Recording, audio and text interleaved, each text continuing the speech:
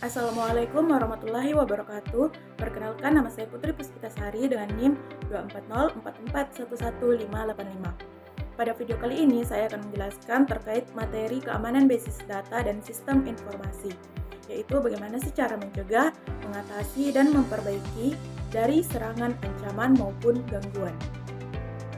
Yang pertama yaitu cara mencegah atau apa sih yang dapat dilakukan sebelum terjadi serangan. Yang pertama yaitu kebijakan keamanan dan manajemen akses.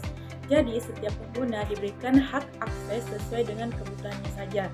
Kemudian gunakan password yang kuat, kalau perlu tambahkan MFA atau multi-factor authentication, yang dimana itu merupakan tambahan keamanan berupa verifikasi seperti kode OTP.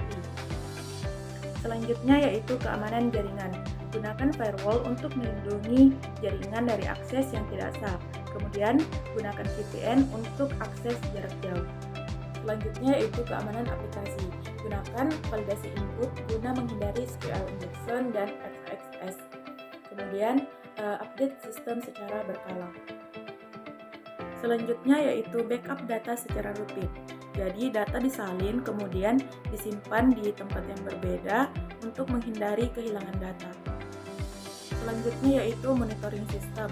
Jadi di sini kita memantau sistem jika kita melihat ada aktivitas yang tidak seperti biasanya, itu bisa langsung dihentikan sebelum terjadi serangan, ancaman maupun gangguan.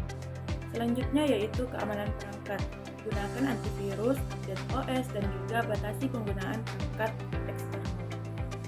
Selanjutnya yaitu edukasi pengguna. Pelatihan keamanan ini penting untuk mengedukasi pengguna terkait keamanan komputer, karena secanggih-canggihnya keamanan komputer, jika pengguna awareness terhadap keamanan, maka teknologi secanggih apapun itu tidak akan berguna. Selanjutnya yaitu cara mengatasi atau apa sih yang dapat dilakukan saat terjadi serangan, ancaman, maupun gangguan. Yang pertama yaitu identifikasi serangan. Kenali jenis serangannya, apakah itu malware, SQL injection, ataupun virus. Jadi kita tahu apa langkah selanjutnya yang harus kita lakukan. Selanjutnya yaitu isolasi sistem. Jadi sistem yang berbahaya dipisahkan dari koneksi utama gunanya agar serangannya itu tidak menyebar ke sistem lain. Selanjutnya yaitu menghentikan serangan. Tutup celah keamanan, kemudian hentikan proses yang berbahaya, lalu perbaiki bug sistem. Selanjutnya yaitu amankan data.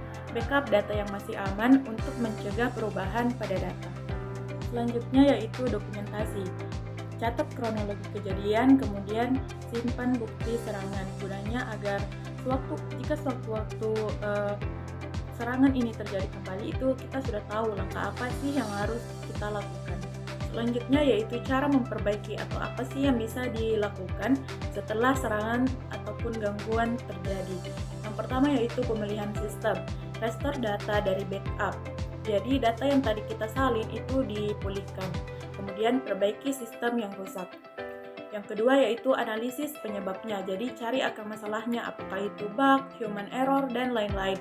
Kemudian evaluasi kelemahan sistemnya. Yang ketiga yaitu lakukan perbaikan keamanan.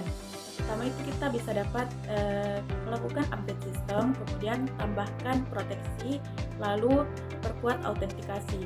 Yang keempat yaitu reset akses. Jadi ganti password, kemudian atur ulang hak aksesnya. Yang terakhir yaitu peningkatan keamanan. Jadi kita bisa menambahkan monitoring dan juga tingkatkan sistem proteksi.